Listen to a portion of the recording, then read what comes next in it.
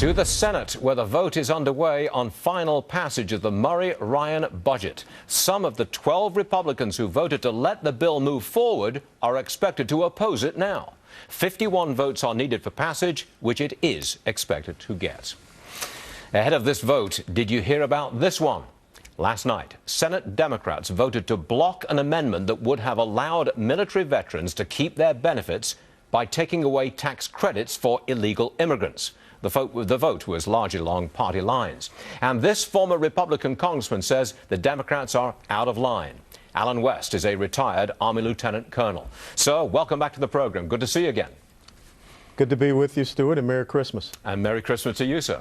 Will anybody pay a political price for this dissing of vets? Well, they absolutely will pay a political price, and it's just not veterans. What you're really talking about are military retirees, and those are individuals that have served a minimum of 20 years or more in service to the United States of America, Army, Navy, Air Force, Marines, and Coast Guardsmen as well. But then you're also talking about those individuals that have been medically retired because of the injuries and wounds that they received in combat, being in Iraq, Afghanistan, Vietnam, or previously. If you are under that 62 years of age, and that means me.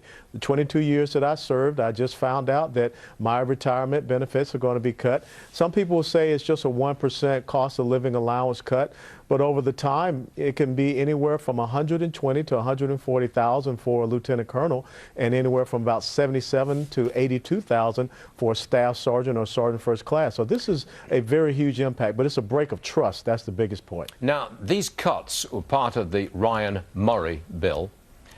Here's what Democrat Senator Patty Murray has to say about military veterans losing their benefits in the budget deal. Here's what she says.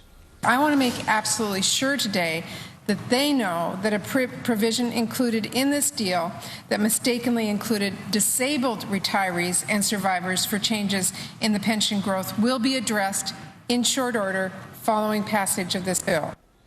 Now, she is saying, I don't know whether you could hear that, Colonel, but she is saying that that was an error where it concerns wounded warriors and it will be corrected. Are you happy and satisfied with that?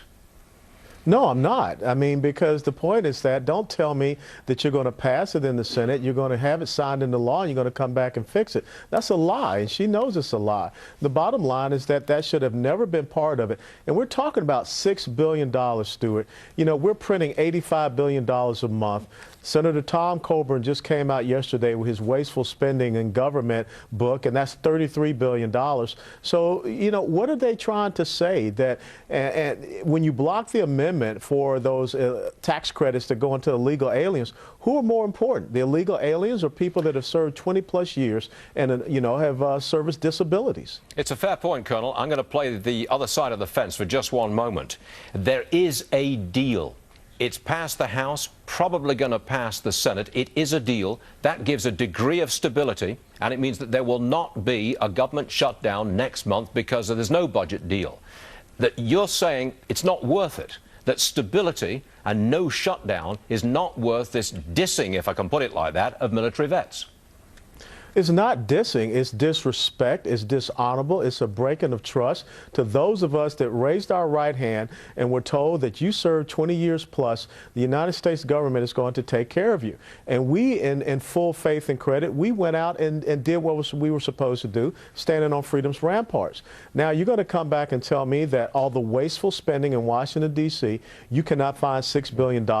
You're going to tell me you blocked an amendment to get rid of tax credits for illegal aliens, but you continue to want to take $6 billion from those of us who are willing to give the last full measure devotion. This is not about a government shutdown. This is about doing what is right by people that make this country great.